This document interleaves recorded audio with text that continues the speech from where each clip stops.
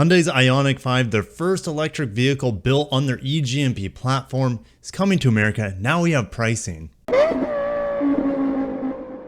was lucky enough to see the Ioniq 5 in person this past fall. However, I wasn't able to make it out to California for the ride and drive with the Ioniq 5. I will bring you guys hands-on impressions later this year when I get it in for press review. So the biggest surprise is the confirmation of the entry-level model, which is a smaller battery pack, rear-wheel drive, less horsepower, 58 kilowatts is a battery pack. It starts around $33,000 if you include the tax credit, and the base standard range model with the 58 kilowatt battery will be available in the spring of 2022. But the larger battery pack models will be available starting this December, which is right now. The standard range only will be available in SE. Then you have SE rear-wheel drive with the larger battery pack, and then you also have SE all-wheel drive. Then you'll have a higher SEL trim, and then also a highest limited trim. Now, none of these prices are including the shipping charges, which continue to increase. Remember, all these vehicles are coming in from Korea initially. They will start eventually building eGMP platform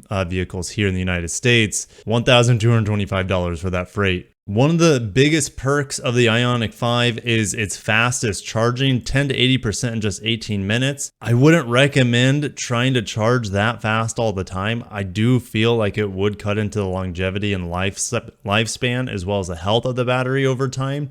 But every once in a while, if you need to make a quick trip or you're on a long trip across the United States, that is quite convenient. But charging on that on a daily basis is not ideal for longevity if you plan on keeping the vehicle for a long time. That's just my advice. All right, heading to the spreadsheet. I spent a lot of time updating the prices on here, adding a new column for post-credit price, and all the prices now include destination and freight. And it was kind of a pain because every manufacturer lists as MSRP without the destination charge, which you have to pay no matter what. All of the manufacturers have a different destination charge. And when you look at even Nissan, they have a different destination charge for the Leaf compared to the Aria. So yeah, that sent me down a long road to get the prices up to date here. Now here we are with the Ioniq 5 and Kia EV6. They both will be getting the smaller battery pack. The range is 220 for the Ioniq 5. It's a little bit better for, in theory, the more aerodynamic EV6, 33,425. Now, this placeholder for the BZ4X, we don't know the pricing of that vehicle quite yet. Same thing with the all-wheel drive model there for the Solterra and BZ. The Ioniq 5 base here, rear-wheel drive, small battery pack. Price-wise is right there with the ID4 rear-wheel drive, but it's down about 35 horsepower to it. However, it does have a little bit more torque, and that's one of the best features and most satisfying things about electric cars is that instant power and torque. So the Ioniq 5 does have a leg up there. Acceleration is going to be pretty close with the ID4. Now the Nissan Leaf Plus starts at 25 grand. They are still getting that $7,500 credit, and whereas the Chevy Bolt does not. Now you have to keep in mind the Nissan Leaf Plus is air cooled. It's not going to be able to charge quite as fast. It does have pretty good power and torque numbers and pretty good acceleration numbers. It's just kind of a little bit more simple with that air cooled battery pack, which I would not be getting, especially here in hot Florida. Now 220 miles of range on this base Ioniq 5 puts it right around where Toyota's all-wheel drive electric vehicle is going to come in. So that is kind of an interesting take that Subaru and Toyota have gone with their all-wheel drive. They're not adding power to the all-wheel drive. It's like 10 horsepower or so. They're adding that usability of all-wheel drive and keeping the power really modest. So I'm hoping they keep the price down as a result. Hyundai, like just about every other manufacturer there, when they add another motor, they go big on power. And we'll see that down here in this fast tier. But before we get there, the range tier, this thing can go over 300 miles of range, and it's going to come in at $37,000 to get that 300 miles of range. And remember, you also have that really fast charging with the 800 volt system. Now, when you go for the larger battery pack, you also get a bump in horsepower. You go from that 167 to the 225, you still have that same amount of torque, but it's nice to get that extra juice from the electric motor, and that instantly propels it up there and competes well with the Nissan Aria, front wheel drive Aria, unlike the rear wheel drive Ioniq 5, but they're really close in specs. It's just that the Aria is going to cost $2 grand more, which is going to be a tough sell there for Nissan compared to the Ioniq 5. And then the Mach-E Route 1 has over 300 miles of range. So does the Tesla Model Y long range.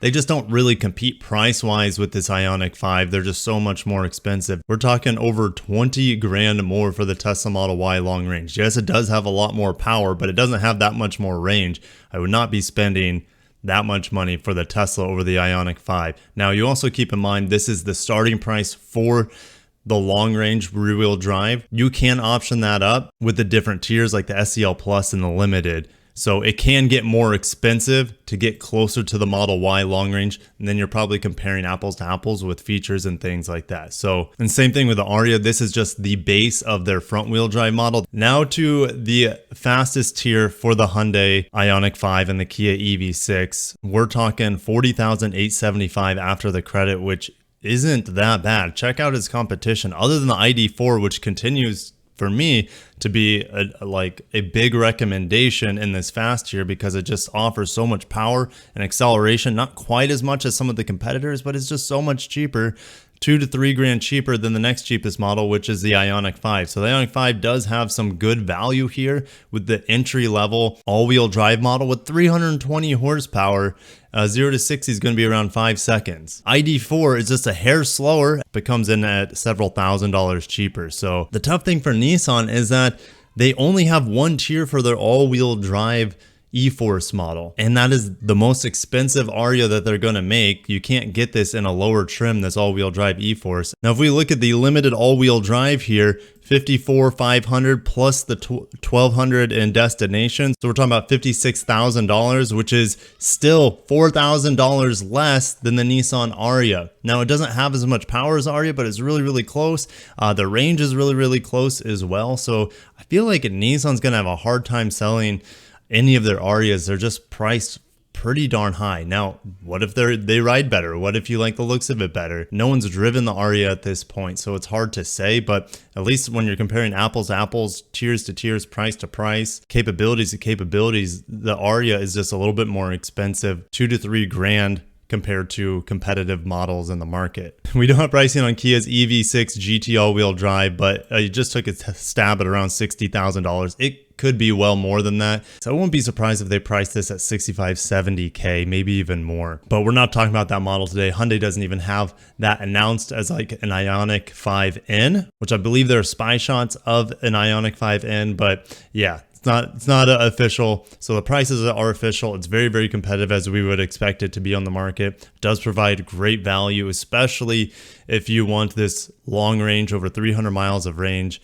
No one else is touching that at $37,000 after the credit. When you add that extra motor, of course, your horsepower is going to go up. You get about an extra 100 horsepower, but the cost of your range and also the cost of your wallet, it starts at about 3 grand, over 3 grand more than the long range rear wheel drive. But it looks like at $37,000, the Ioniq 5 and the EV6 should be the only vehicles with 300 miles of range and have a price tag of around $37,000 after destination. The Aria getting close, but closer to $40,000 than $37,000. But anyways, guys, I'm in it there. Pretty exciting stuff if you guys are into the EV end of things for Hyundai and Kia.